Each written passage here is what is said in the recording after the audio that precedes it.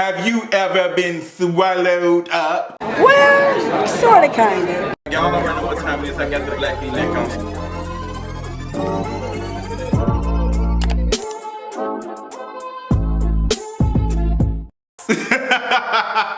What's going on, y'all? Welcome to a Kingery's video. Better late than never. Get Riley on the phone. What is going on? Let's talk about it. What are we talking about, girl? I don't even know. I know one thing. It's cold in Atlanta, everywhere across the land. I don't know what's going on. Maybe, what's home girl from Frozen? She remember her sneezing or something. Somebody need to get it together because my light bill is in danger. But I hope y'all have had a good week, a good start to the new year. Mine is getting better, but girl, it is rocky. So we got a lot of things to talk about. I haven't done a Kingery's video in a minute. We got to talk about being swallowed up. Y'all was wearing that thing, like I'm screaming. We got to talk about that. We also got to talk about Cardi B and Offset. Girl, a mess. Also have to talk about Puff Daddy, Diddy, whatever his name is, settling his lawsuit, girl, and it looks like he won't be talking about Ciroc anytime soon. We got to talk about Halle giving birth to Angel. What's the name of the song? What? Oh, it's Halo, girl. I was about to say the wrong name. We got to talk about that. We got to talk about Jonathan Majors and his interview. We got to talk about this judge being jumped, child, a lot. I know I'm late, but I'm gonna get into all of these things, and we gonna have a cute key moment, and we gonna get it. Like, we just gonna do what it is, period. But before any of that, let's get into this mental health check-in. I am gonna keep it short and sweet and straight to the point.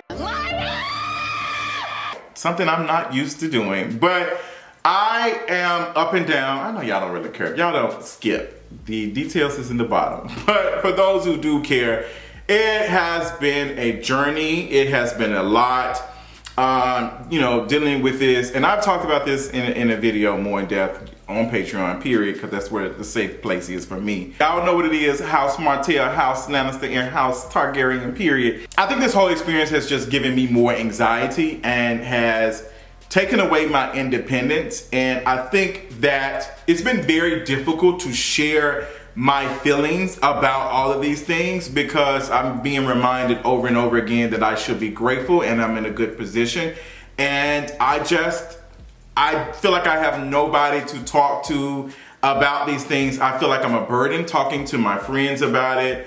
And I'm just like, I am like just shutting down. I just don't feel comfortable because I feel like, when I'm being vulnerable and being something that people are not used to, they do not know how to react. They don't know how to take me when I am sharing that I am not in a good space. Like, folks are used to me being the one to listen and take in and offer advice, but people are not used to me just complaining, just saying how I feel and that I'm just not happy. Like, I normally will find the funny but I've been struggling doing that. I've been like struggling, and there's just so many moving parts and stuff that I feel like this is probably the only space that I have felt comfortable completely sharing how I feel. And that says something. Like, even when I have given like small doses of what was going on, how I'm feeling, it's just giving, oh, you should be thankful, you're in a good space, like, I'm like, girl, the way folks talk, like, you would think I'm worth $1 million, like I'm out here getting $1 million endorsements. I'm like, girl, I am not rich. Like, I'm doing better, but I am not rich. And also, I do have PTSD from being poor, from being homeless. Like, I feel like any given day that can happen to me. And I know that mentally. I know that how this world is set up, that it is quite possible for that to happen. I feel like I'm losing my creativeness, and that is bothering me. Like I've explained, like my creativeness is what pays the bills. And if I'm not feeling creative, I am not making money. And that adds another layer of depression and things that I am dealing with. And I apologize to my friends who are watching this. I have not been talking to my friends. I have not been having conversations with my friends. I just don't have it. I just don't have it right now. And it's not you, it's me. I just don't have it. I can't do it. And I feel bad, but I just can't sit on the phone and listen to anybody. I can't even vent. I just feel like even the folks who I trust the most to vent and talk to, I just feel like I can't. Like, I've opened up recently and somebody just told me that, oh, like, you know, you like the complaining and stuff, you know, it's a lot, because I'm not used to it. I'm just like, I listen to everybody else's stuff, everybody things, and the moment I start like cracking, it's like reality is shaking. They can't take it, because it's like, oh, you going through this? I'm not used to you going through stuff. Perfect Patty messed up, and I'm not perfect Patty. I'm not perfect Patty. I try my best to see the light at the end of the tunnel and all of these things, but I am not perfect by far. Like, I'm not perfect, and I'm doing things to protect myself as best as possible. But this whole thing, like dealing with the insurance company, dealing with my lien holder taking forever to tell the insurance company, hey, you owe this amount of money to the insurance company so they can cut me a check. It's just, they've taken a week to process claims. Like, they are, when I talked to them last week, they said they was dealing with claims from January 3rd. All you gotta do is tell them folks, hey, this is how much money that he owes, send a check. They folks talking about, oh, call us Thursday or Friday. And then you got these dealerships blowing my phone up. I can't make any moves. All these cars are expensive. I'm getting told by some folks, oh, you should just get you this, get you this. And I feel like I have to suffer from something that I did not do. Like, I did not want to go to Memphis. Like, there was everything working against me not going to Memphis. And I'm mad at myself for not listening to my own spirit and saying, Justin, sit down. And the reason why I wasn't doing that, because I felt selfish. I felt selfish of me staying home Thanksgiving and Christmas. I felt like I was being selfish when I did not go home for Thanksgiving, and some folks didn't help that when they was saying, oh, you didn't want to see us, you didn't want to come, you didn't want us to come to you. Then I felt like I couldn't do that Friday, so the pressure was strong. And also I feel bad because my father is older, he's 70. My brother is no longer here. I am the only remaining biological child, and I feel like the pressure is just heavy on me to be living, to be okay, to be safe, to do all of these things, and I cannot do it. I feel like my brother's passing has made it harder for me to live, because now my life is so important. And it's not that anybody is doing wrong, it's just how things are. Like, it's just how things are. So that is a little bit of what I am dealing with. And I think that this theft situation with my car has only added more anxiety and things to my mental health that I do not want to deal with at this time. I just don't. And I'm mad at the car situation. And folks are like taking it as you should be grateful, when it was just like, this car situation has already made something that was already going on worse. Like, it's just bad. And I just have not had a good week, period. Like, even the place that I go get my manicure, unfortunately they caught on fire. Like, unfortunately they caught on fire, so I've not been able to get a manicure, and I feel so bad for them. This is my favorite place. I used to love going there and feeling, you know, rejuvenated, getting my like nails and stuff done, and that place caught on fire, and that was like, you know, that was something for me. So that is now gone. I can't even grocery shop like I used to. Every time I go to the garage, I am depressed because I can't just leave and go take care of my stuff, and I can't ask. I could ask my friends. I don't want to be a burden, and I also don't want to go. They also work, so they're not able to take me, you know, certain times. It's just a lot, girl. It's a lot, and I apologize. I know some folks say don't apologize, but don't want to dump on folks. But I did give a warning. So that is just a little bit of what I'm dealing with. I do appreciate y'all loving on me and all of this stuff. I really, really do. Like, especially folks on Twitter was just very concerned and stuff. But like, the world was already messed up, and I think that, you know, that was affecting me along with other stuff, and just this now, it's just like, girl, I am over it. I am over it. Like, I am over it. I was listening to Stay With Me by Montel Fish. Oh my God. Come to find out that's a gospel song. I knew it was, but I didn't know when I first started listening to it. But girl, before you start, I just love the beat. I like the beat. Definitely thought it was fun. I love the beat. I love the melody. I love, I love his voice on this song. So I've been listening to that all day, and it's giving me a little bit. Even though it's about to be 15 degrees in Atlanta right now, child. But that is my mental health check-in. I'm sorry. Did I say I was gonna keep it short? See. It was all a lie. Guys, it was all a lie. She lied. But let's go ahead and get into some of the tea for today. So let's talk about Cardi B and Offset. Let's get the bull crap out the way. Let's talk about Cardi B and Offset. I know I'm late, but Cardi B has been, caught with Offset, and she said she don't miss him, but she missed the ping, all the other stuff. She said, it is what it is. Now, Cardi B can do whatever she wants to do. Period. That is her man, her situation, all of that. And she can set boundaries with her fans and say, hey, like, I ain't said nothing. But when you set boundaries with folks or anything, like, you also have to do things to actually set those boundaries. Like, you can't one moment, get on live and be mad and curse and and have folks concerned, even some folks who are nosy, some folks who are concerned, and then the next moment, like, you hugged up or doing whatever. You can't do that. Like, I'll give you an example. I'm sure we've all been there, where you have that friend who's been dogging their current partner out, like dogging their current partner out. And they come around and it's like, girl, what energy you want me to have around them? Like, I'm listening to you tell me how they treating you and all this other stuff, and then you think I'm gonna be smiling in your face? I can't do it. I can't do it.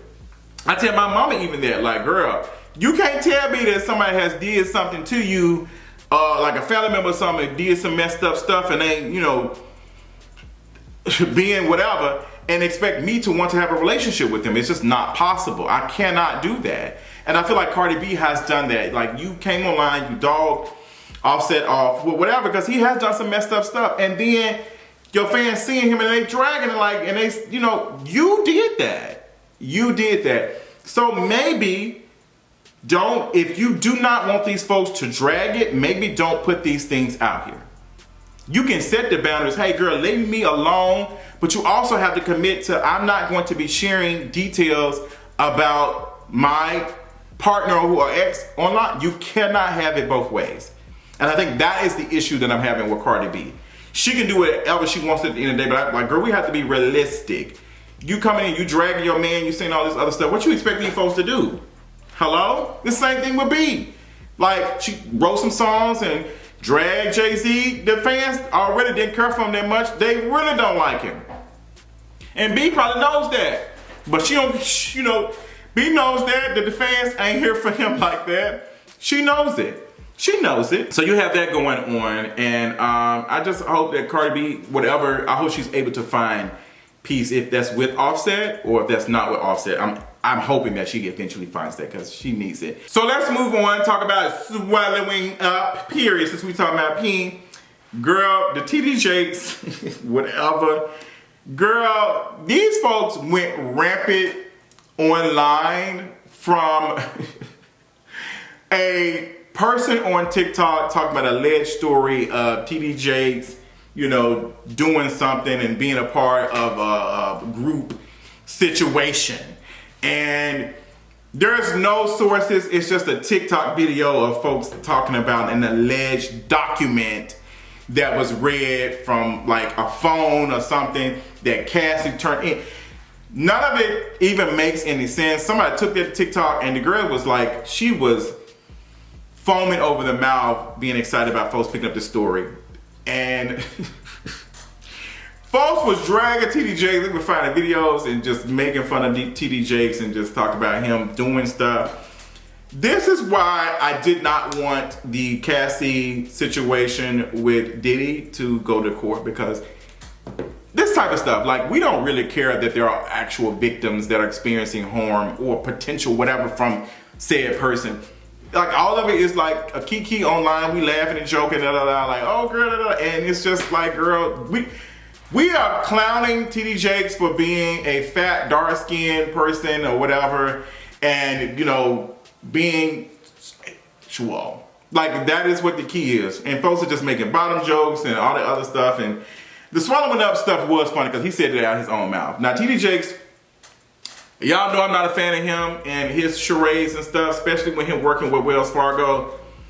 Like, girl, you know what you be doing. But, like, TD Jakes and this whole thing, it just didn't make any sense to me. It was just, the swallowing up thing was funny. I ain't gonna hold you. Like, I laughed at that one. I did laugh and gag at that. That had me screaming. I'm not gonna hold y'all. Swallow, like, why would he say that? He been swallowing in this voice of swallowing. Yes, well, yes, I've been experiencing this, but he addressed it. He said, a lie. A lie. Not in our house, not in the Porter's house. What is the Potter's house? The Potter, I don't know, I'm thinking about the state. Is it the Potter's? It is the Potter's house.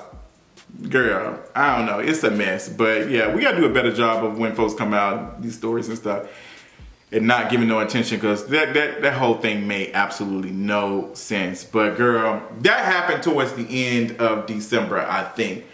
Then, let's move on, because girl, this has been an interesting start to the year. The Katt Williams and Shannon Sharpe Club Shay interview, like, girl, it broke the net. Like, the girls was talking about, y'all have asked me to talk about it. I have so many, I can do 5-6 videos about their podcast, to be honest. There is one video that I did do that I'm working on, that there was a conversation that jumped out when he talked about men in dresses and stuff. And talking about, like, black comedians, male comedians having to, you know, do this type of comedy in a dress and stuff to make it mainstream.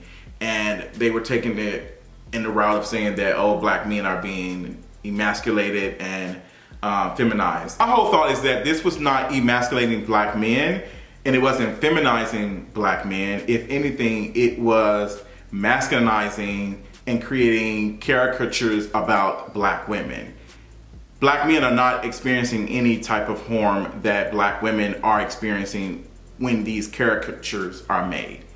That is what the issue is, because look at how many times when they do the dresses, like, it's all sexism, period. I think it's all of it's somewhat shape or form rooted in sexism, but when you see how when white men do it versus when black men do it, like, it is specific things that are being put in there. Like, it's usually someone who's dark skinned, more masculine, and they always give them terrible makeup to make them look bad, like to make it look like a undesirable dark skinned black woman who is masculine.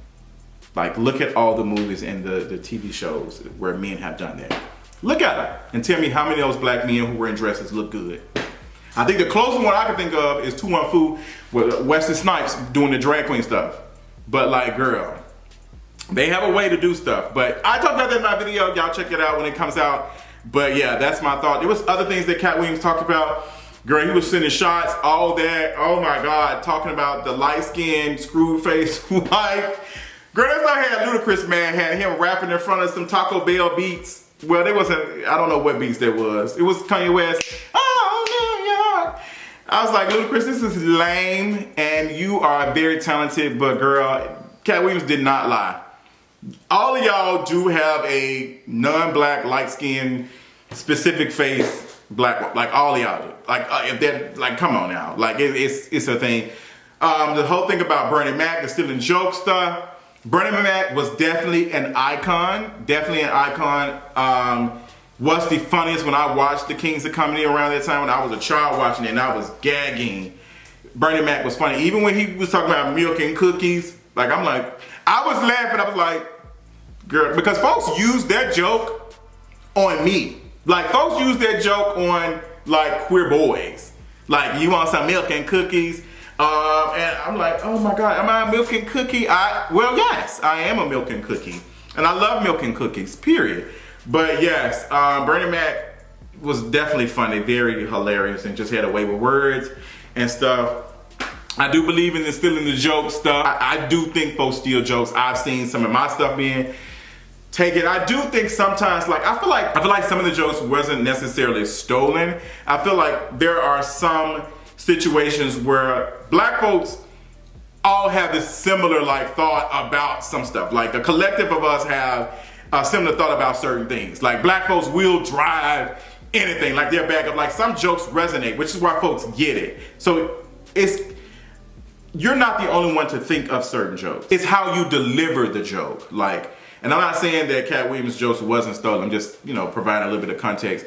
But I think Cedric responded and all that other stuff. It's not been good. Like, these folks have tried to explain themselves. I think Gary Owen, the white comedian, was talking about his experience with having to, being asked by a corporate elite or whatever to, hey girl, what you gonna do for this position or whatever. I definitely think that is a thing that, men experience that. But if we know that men experience that, what do you think women are dealing with? That's something that women have been talking about for the longest and y'all don't take serious. Like, we've even had rappers such as a Rick Ross who made a joke about not hiring a woman to his record label company until, unless she has a relationship with him. But if a man in a position of power was saying that about, like, y'all would be tearing it up. Y'all be tearing it up. But, y'all can't pick and choose when y'all want to talk about SA. Y'all can't pick and choose when y'all want to talk about stuff like that. Like, workplace violence and all that. You got to always be here for it. And y'all are not collectively always on the right side. We've seen what y'all did with the conversation about Megan Thee Stallion. It's also funny watching everybody believe everything Katt Williams, men taking everything Katt Williams said, like, oh, it's fact.